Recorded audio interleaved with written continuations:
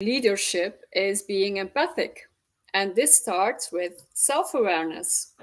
So today, Virginia Gunn and I are going to talk about the inner critic, how it behaves, and how best to react to it. So, before we start explaining all of that, can you tell me what our inner critic is? Sure. Thanks, Nancy. Well, do you ever think there's something wrong with me, or there's something wrong with him, or her, or you? Or do you think, "Ah, this is a disaster," or that you can't be happy, or relaxed, or satisfied until something happens?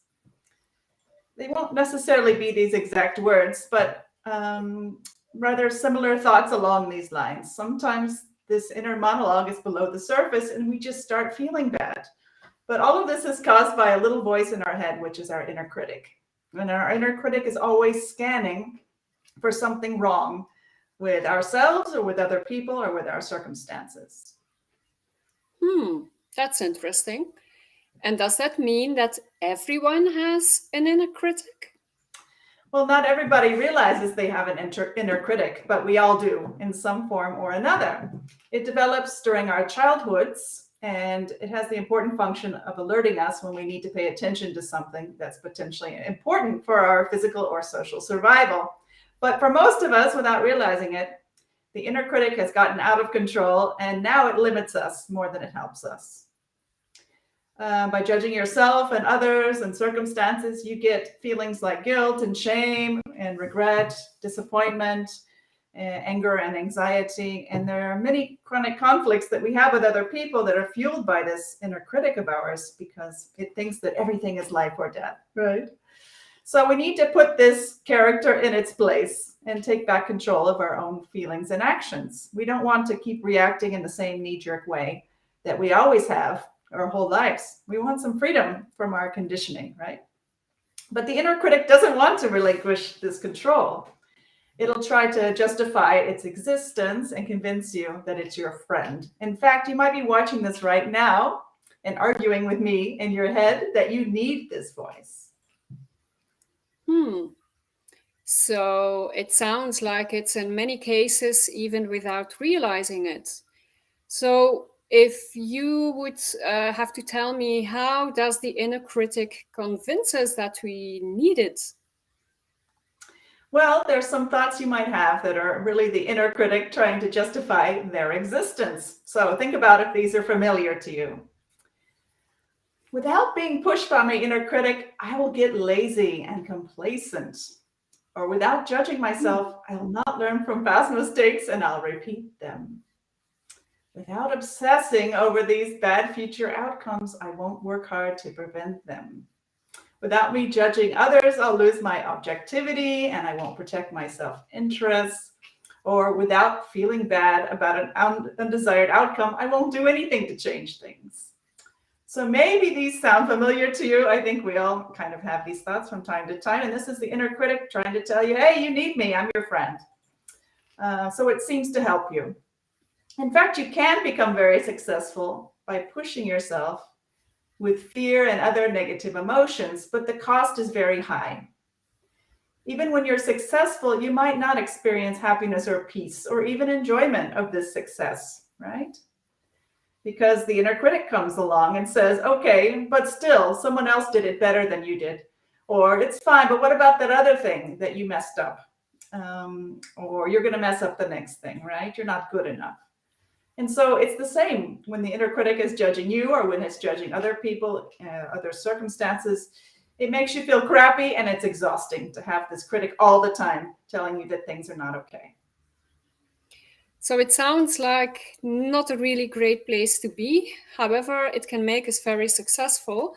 And that makes me wonder, how can we change having this experience into something that helps us and becomes less negative or even positive? Right, right. You can be successful without always feeling this negative emotion, I promise. Of course, the inner critic's initial alert is something to notice. Hey, pay attention here. It's not that everything that happens is okay. So let's not go to the opposite extreme. But here's what to do with the inner critic. First, we just want to work on noticing when it appears, right? So become more Mhm. conscious of the inner critic. Maybe you can keep a tally of how many times it appears. So, for example, each day you can concentrate on one of these aspects, like critic talking about myself or about other people or about the circumstances. And be sure not to argue with the inner critic, okay? Just breathe, pay attention to your bodily sensations. That will calm you, exactly. And above all, don't judge yourself for having this inner judge, right? It's normal. So take some time with that. Once you get good at self-observation, then you can try to look at situations as an outside observer. And instead of just listening to the inner critic, ask yourself, is what I'm thinking really true, or is it a story I'm telling myself? And often we tell ourselves stories that aren't really reflecting the truth, right? It's an interpretation, it could be an assumptions. There could be many possible explanations, right? So don't get drawn into the inner critic's narrative and all the drama, right? It will search for evidence that it is right until it finds that evidence.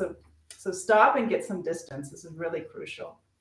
And I'm not saying that all evaluation should go out the window. We want to be able to calmly examine our own actions and others' actions in the situation and see where changes are truly needed. The critic, however, is just about blaming and shaming, and it wants you to feel bad. Now, there are some really nice tricks to try out and to start being really aware. Mhm. And can you really change something by feeling good instead of all the negative emotions? Yes, and in fact, that's the only sustainable way to do it. And you could even succeed more that way because you won't be limiting yourself out of fear. So what do? We can accept that we're human beings and we can start to get curious about things. This has a totally different feeling to it, doesn't it? And giving yourself a break doesn't mean that you condone a misstep or mistake you've made. It doesn't mean you want to repeat that mistake.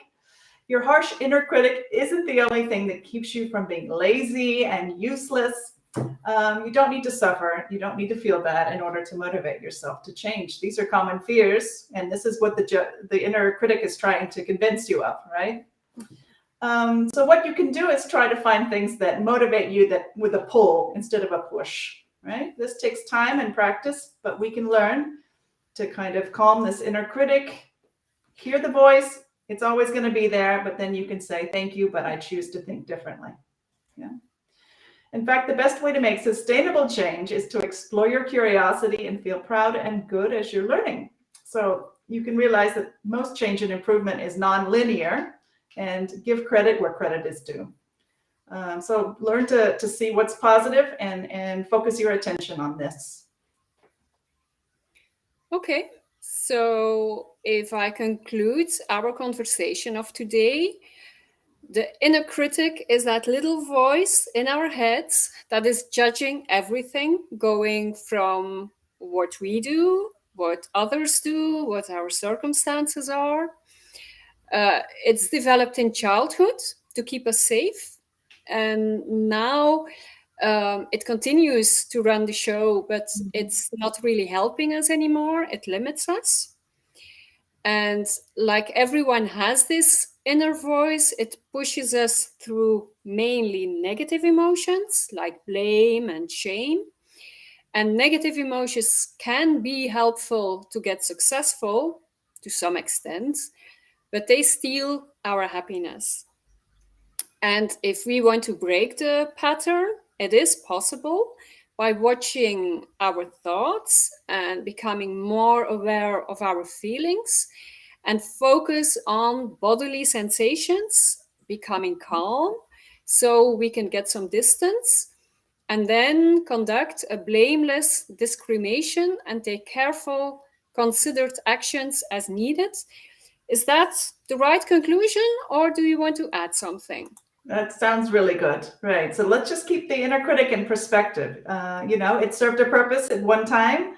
And now we need to learn to put it in the back seat and not in the driver's seat. So this is what we're going to work on over time. And I just want to share with you all that in our coaching, Nancy and I both work with the positive intelligence system. And the system gives you a lot of support and structure and conscious practice. It's built in to help you create the skills you need to put the inner critic in its place and to do many other things. So it doesn't stop at insights. This program is super practical because you get the practice you need to make new habits that last. And we help you with that as coaches. So the practice happens in bite-sized pieces. So even if you're very busy, you can benefit a lot from our work together. And Nancy and I can help you work on this and improve your life 100%. That's true. So we really invite you to contact us. We thank you for being here with us and to listen to the replay, and we'll see you next time. Thanks very Bye. much. Leave us a